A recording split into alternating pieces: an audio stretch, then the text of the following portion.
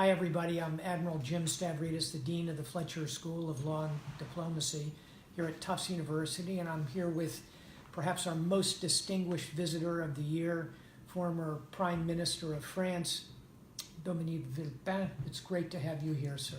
Thank you so much for receiving me. It's a pleasure. I was struck as I read your biography that you were born not in France, but in Morocco.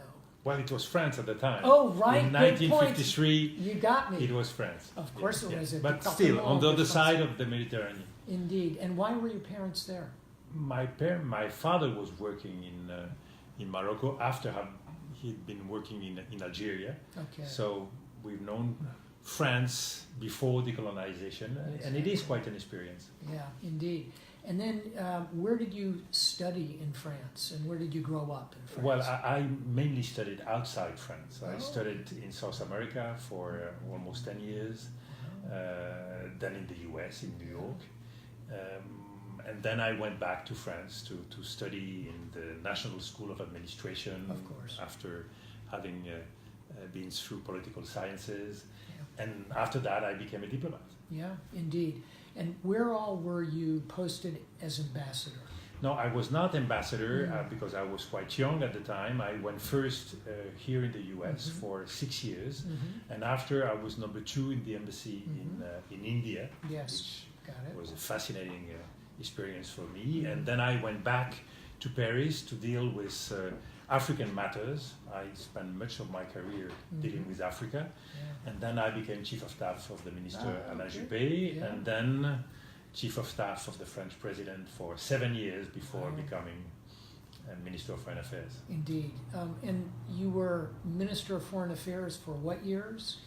2002 to 2004. Right. It was just in the middle of the Iraq. Iraqi crisis. Well, you gave a world-famous speech in the United Nations. Well, I've done my best as a friend of the US to try to give some good advice, but I was not listened to. You gave great advice, and I know General Powell, Colin Powell, Very was good friend, a somebody I wonderful admire very friend of much. mine and a mentor to me, and George Tenet, our director of CIA, and I think many wish we had followed your advice at the time.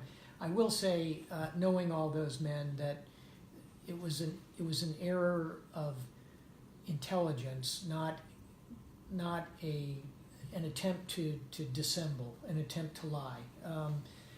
Regardless, it was a memorable speech you gave, and you were on the right side of history, as the saying goes. Thank you. Thank you.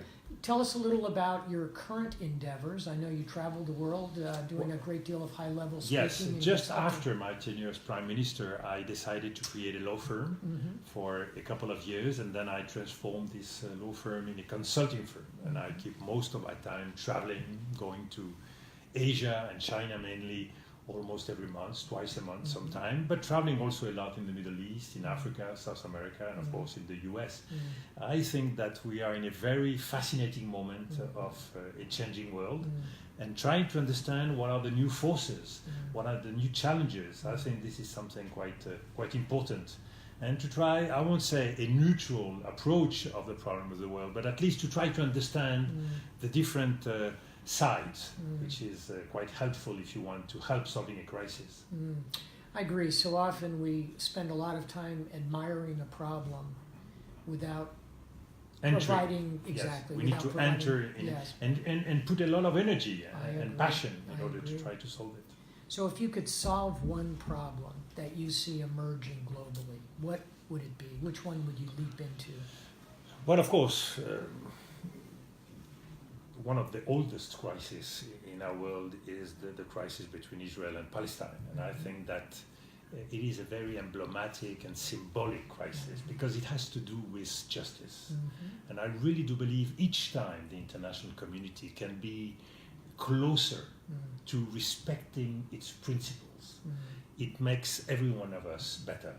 And I really do think that we need success. What is so frustrating when you look at the evolution of the world is that you see all the problems multiplicating, proliferating, but you very little see the solutions. And try to bring to the people of the Middle East some good news about the peace process, a perspective, some fresh air, some capacity of breathing better.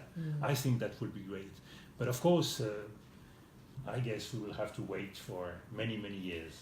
You don't think Jared is going to be able to solve the problem in the Middle East? No. I don't either. Monsieur le ministère, merci Alors, bien thank pour you votre présence again. ici. Très important pour mon petit école ici. Merci, Amiral, votre grande école. Ah, voilà. Big school. D'accord, d'accord. Thank you very much. Thank Okay, you. perfect.